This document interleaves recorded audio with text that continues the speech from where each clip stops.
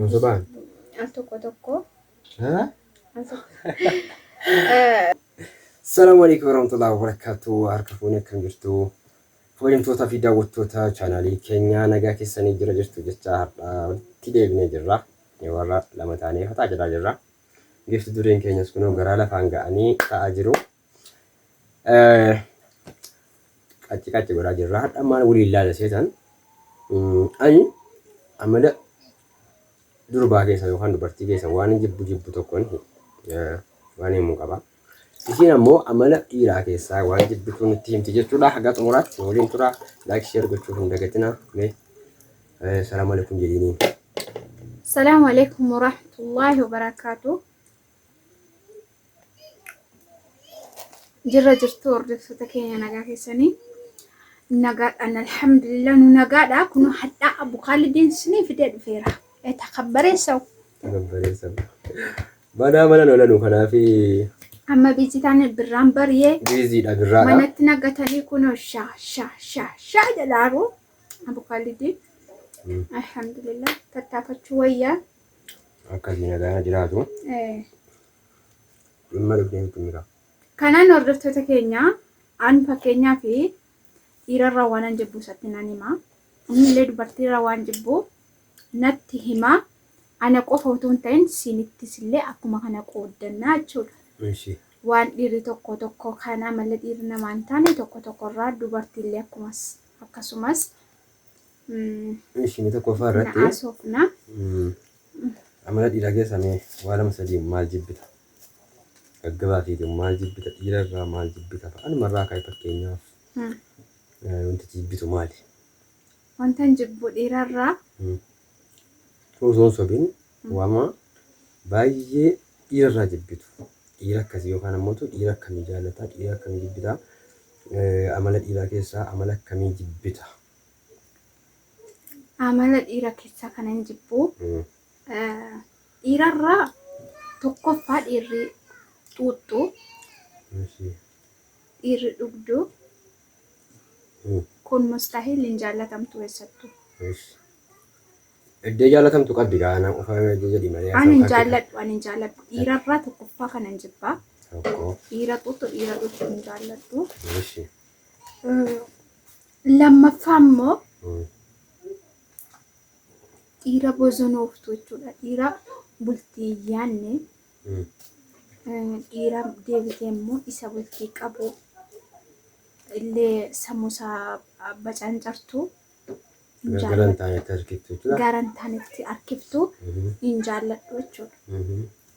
Dhiirrin jaalladhu dhiira bakka bultii isaa yaadu. Akka kooti kan.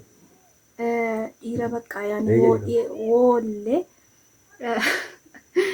oollee dhufee dhiira tokkotti nam tokkotti godinoo uffatee fakkeenyaaf misaalessitti godinoo uffatee dhiira dhufee nama waa'ee bultii waa'ee jireenyaa waa'ee guddinaa dubbatu bakka dhiirri eessattuyyuu kabajamu jechuudha.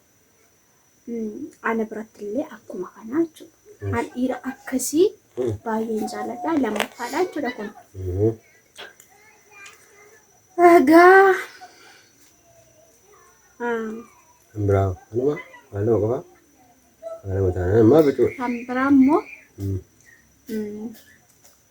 akkuma kana immoo rabbiin alhamdulillah amma kanaan duratti badii nagarree asittis immoo rabbiin na agarsiisanii dhiirrin na biratti kabajamu dhiira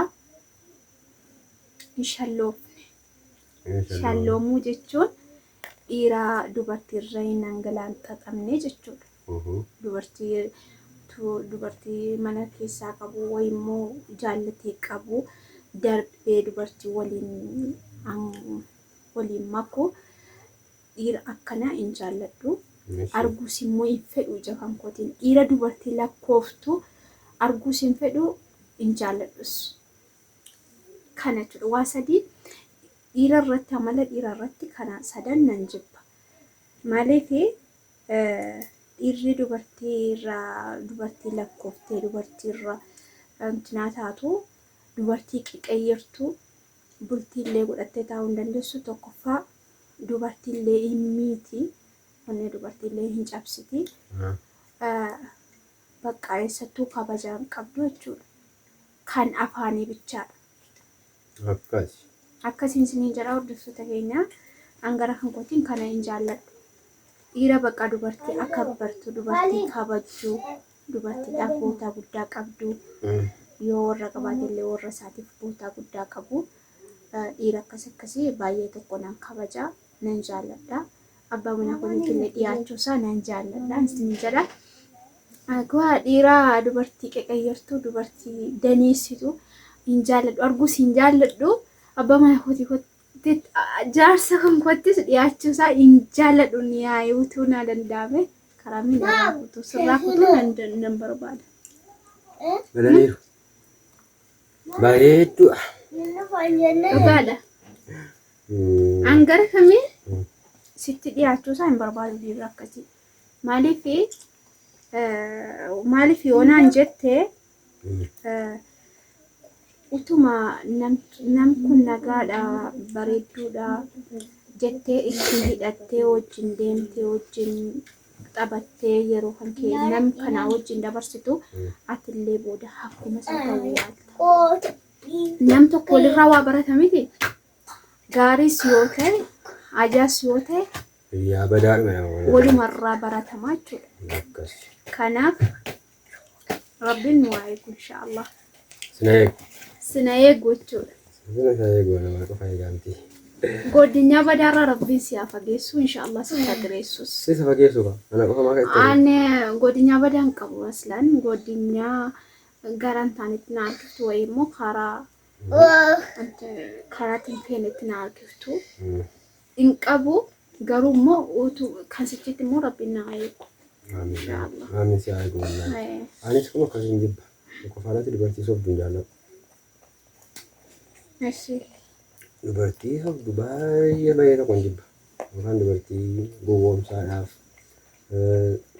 subbaa manaa qabduu fa'i kan biraa jaallattu waan akkasii baay'ee jibba. Dubartii namaatiifis gaarii miti. Lammaffaa immoo uffannaa dubartii keessa maala jibba beektaa? Isa uffata itti maxxansanii uffatan tokko. Isa baay'ee jibbadha. Baay'ee lakkuma jibbisa dhugaa rabbi. Ataan uffata namatti maxxanu uffadheera moo? Mura baaddaa keessa of daawwala uffachuu. Ani baay'ee tokko dubartii uffannaa isii laqa kan qaamatti maxxanee uffatte dasmatti. Ammas kan chaapistikii yeroo hunda hin dibanne. Kan chaapistikii yeroo hunda hin dibanne hin jaalladha. Jaallatta? Chaapistikii hin jaallattu? Hin jaalladhu. Yeroo chaapistikii dibattee bakka dhenni jettu akkasiin jibbisiiftu wallaahi. Ammaan tokko hin jira magaaluma akkasii yeroo deemanu warra abbaa manaa ta'uu jaalallee ta'uu hin beeku. Amma fakkeenyaaf chaapistikiin hin dibadda. Hin jaallattu? Dhimma badaan jaalladhu. Waan fifeete hin jiru malee chaapistikii hin jaalladhu. Nam tokko yeroo ammaa magaalaa keessa waliin deemanu wali bukkee penni jedhu chaapistikii si dibattee asiin gurra bakkee buuftee amma sinan jibuus shamarran asiin gurra bakkee buuftee deemtu. Shamarran gurra bakkee buuftee deemtu arguma isiin fi'u. Chaapistikii dibattee abbaa mana wajjin inni jiinsii kaa'ata isiinis akkasuma akka jiinsii kaa'attee bukkee bu'anii penni jedhu kana baay'een jibba. Amala shamarran keessaa amala kana lamman kan jibbisiisu wallaahi. Uffannaa akkuma gaarii ta'uu qaba. Akka amantii gamuutu uffanni gaariin uumaa gaarii uffachuu ta'uu waan ta'eef kana baay'ee tokko hin jibbaa. Rabbiin waan si jibbite kanarraa naaf akkas wallahi waan hin jibbuudhaa si haa fageessu. Anas waan asi jibbisurraa naaf fageessu jenna. Nama hin dhugaadha wanti inni namaa barbaadu. Wanti amma fakkeenyaaf waan aan fedhu danuu ta'uu si mala. Garuu yaani feetti namaa bara danuu jira. Maaliif akkuma ati jette dubartiin sobduu hin jaalladhu jettamti. Fakkeenyaaf dhugaadha. Utuu aan soba ta'ee bultii keessa soomni baay'ee tokko cimu. Bultii keessattis jaalala keessattis kan fuudhee jirus wajjiniin kan immoo jaallatee jirus galma yaadame sana hin qabu. Galma yaadame hin qabu. Yoo wal sobame jechuudha. Kanaaf iyyuu inshaallah nama wal sobame rabbiin taasisanii. Dhugaadhaan jiraatu. Kanaaf namoonni amala akkasii qabdan mana keessa akkasii sirreeffachuus irra jiraata jechuudha. Keessattuu namoonni gaa'ilaaf deemtanis gaa'ila keessa jirtan irratti wanti tokkotti gootanii xinqaaqee gochuu qabdan soba. Sobni baay'ee bultii diiga. Galee fakkeenyaaf bilbila eessa jirta jedhee bakka biraasa jirtu mana hin jira jechuu dandeessin kiire wanta akkasii jira taanaan bultiin sun bakka yaadame hin qabu. Galee bultii keetti barbaachisaan tokkoffaan jaalala lammaffaan dhugaa. Galee kun lamman jiraannaan wallaahi akka mo'aa fedhe dhibee bakka yaadame gaama jechuudha. Soomni jiraannaan ammoo abadaan bakka yaadame gaama. Masobe? Dhugaa keeti. Maaliif bulee mul'ata waan ta'eef akka ulfaa? Beekaa. Dhugaa fulfii bulee mul'atadha waan ta'eef yoo soomni jiraatee sobaanii yeroo walitti dabarsuu ta'e utuma jedhu guyyaa tokko irraan ba'amee soomni sun isa ba'uu danda'a waan ta'eef amala akkasii baay'een jibbaa jechuudha. Amala kan jibbu kana rabbi sitti hin fidin. Ammaa kan qabdu garuu rabbi sitti hin fidin. Amiin inshaallah. Amiin. Amiin sittillee rabbiin fidini. Amiin. Egaa hordoftoota keenya yaadni kan keenya immoo gaafiin keenya deebiin keenya hadhaa qabu kan na gaafate yaadni immoo isa gaafadhee kana fakkaata. Isin immoo maal jettu maal jaallattu amala akkamii amala waan wal gaafannee walii ibsine kanarratti maaltu isinii ta'ee namni hundinuu waan jaallatu waan jibbu qaba.